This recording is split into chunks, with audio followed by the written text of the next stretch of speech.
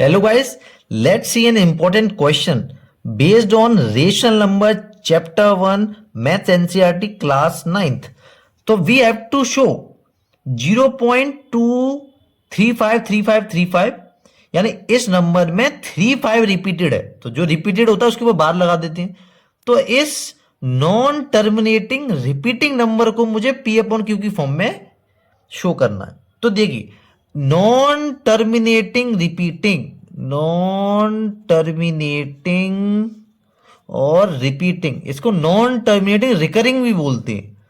तो ये rational number ही होते हैं, ठीक है। नॉन टर्मिनेटिंग नॉन रिपीटिंग होते हैं इरेशनल नंबर। तो यहां पे नॉन टर्मिनेटिंग रिपीटिंग है तो ये इरेशनल नंबर होगा, बट यहां पर ये नॉन टर्मिनेटिंग रिपीटिंग वाली फॉर्म में है, डेसिमल फॉर्म में है, बट इसको मुझे P बाई क्यू की फॉर्म में लिखना है क्योंकि ये एक रेशनल नंबर होता है, ठीक है। तो ये मुझे करना है। तो देखिए P अपॉन क्यू की फॉर्म में ये सिंपली कब आ पाएगा, जब इसका ये नॉन टर्मिनेटिंग रिपीटिंग वाला पार्ट हट जाए, बार वाला पार्ट हट जाए जिसपे ये ऊपर बार लगा हुआ है, तो ये P अपॉन क्यू की फॉर्म में बन सकता है, उसके बिना तो ये बन नहीं पाएगा, ठीक है। तो देखिए अब कैसे बनेगा।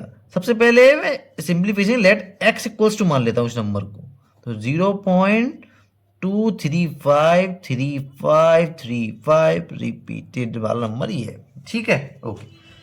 तो अब इसमें से मैं कुछ ऐसा माइनस करूं या इसको किसी में से ऐसा माइनस करूं कि जो नॉन टर्मिनेटिंग वाला नंबर है, नॉन टर्मिनेटिंग वाली जितनी वैल्यू है 3535, ये एग्जैक्ट 3535 के नीचे आ जाए तो पूरी वैल्यू कट जाएगी, ठीक है।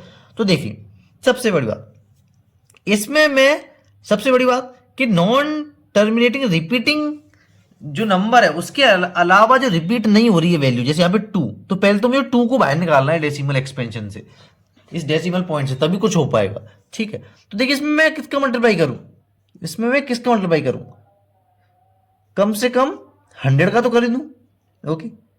तो अगर मैं इसमें मल्टीप्लाई किया, मल्टीप्लाइंग बाई 100 वी गेट, तो इक्वेशन में मल्टीप्लाई करेंगे तो दोनों साइड होगा, तो यहां 100x हो गया, ठीक है। देखिए अब जैसे ही इसमें आप 100 का मल्टीप्लाई करेंगे तो डेसिमल के बाद 2 डिजिट जो है वो बाहर आ जाएंगी डेसिमल से, तो 23.53535 डॉट डॉट डॉट इस तरह का डेसिमल एक्सपेंशन इसका बन जाएगा। तो यार ध्यान से सुनिए, ध्यान से। अगर मैंने इस इक्वेशन में से पहली इक्वेशन मान लेता हूं, इसको दूसरी मान लेता हूं, तो दूसरी में अगर मैंने पहली माइनस की तो देखना इस 5 डिजिट के नीचे 2 आ जाएगा, ठीक है, सबट्रैक्ट हो जाएगा। 3 के नीचे 3 आ जाएगा, 5 के नीचे 5 आ जाएगा, फिर 3 के नीचे 3 आ जाएगा, 5 के नीचे 5 आ जाएगा। यानी एक पैटर्न बन गया कि जो रिपीटेड वाली वैल्यू के अंदर रिपीटेड वाली नंबर्स के नीचे रिपीटेड वाले नंबर्स ही आएंगे सबट्रैक्शन, तो वो तो कट जाएंगे, यही हमको चाहिए था। तो सब्ट्रैक्टिंग इक्वेशन 1 फ्रॉम 2, तो देखिए क्या मतलब है इसका। देखिए एकदम बच्चों वाली लैंग्वेज में लिख के दिखाता हूं। 100x minus x equals to क्या होगा, 23.53535 dot dot dot minus 0.233535 dot dot dot.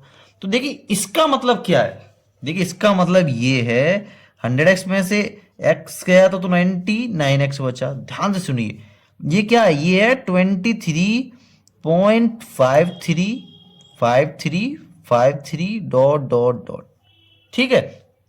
इसमें से मैं किसको माइनस कर रहा हूं, इसमें से मैं इसको माइनस कर रहा हूं 0.235353 डॉट डॉट डॉट, इसी वैल्यू को तो माइनस कर रहा हूं मैं, ठीक है। तो अब ध्यान से सुनिए, ध्यान से देखिए 3 के नीचे 3 आ रहा है, 5 के नीचे 5 आ रहा है, 3 के नीचे 3 आ रहा है, 5 के नीचे 5 आ रहा है, तो ये भी कभी एंड नहीं होगा, ये भी कभी एंड नहीं होगा। बट ये पक्का है कि सेम वैल्यू के नीचे सेम डिजिट के नीचे सेम डिजिट आएगी, यानी ये 3 में 3 का, यानी ये पीछे का पूरा 0 0 0 0 0 ही होता हुआ चला आ जाएगा। अब 5 में से 2 गया, कितना बचा 3, 23 में से 0 गया तो कितना बचा 23। तो जब पीछे के पूरे ही 0 0 हो रहे हैं तो उनको लिखें चाहे ना लिखें कोई मतलब नहीं है। तो इसका मतलब 99x को मैं 23.3 लिख सकता हूं ओके। तो x इक्वल्स टू क्या लिख सकता हूं मैं 23.3 अपॉन 99 लिख सकता हूं। ठीक है, सिंपल है। तो अब जब पॉइंट हटेगा, डेसिमल हटेगा, तो नीचे क्या आएगा, जीरो है, एक डिजिट है। तो x इक्वल्स टू क्या हो जाएगा 23.990। देखिए बस यही हमको करना था। x डेसिमल एक्सपेंशन में था पहले, अब मैंने इसको p बाई क्यू की फॉर्म में रिप्रेजेंट कर दिया। It was that easy. Thanks for watching.